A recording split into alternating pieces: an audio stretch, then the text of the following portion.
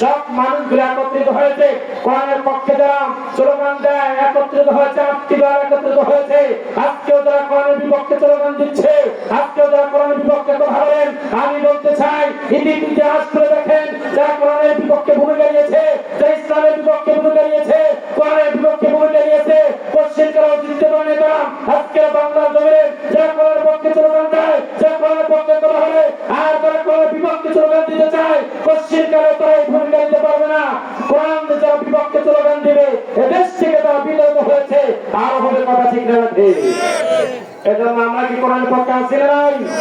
হাত তুলে একবার দেখা, লিল্লাহি তাকবীর, আল কোরআনের আলো, আল হাদিসের আলো।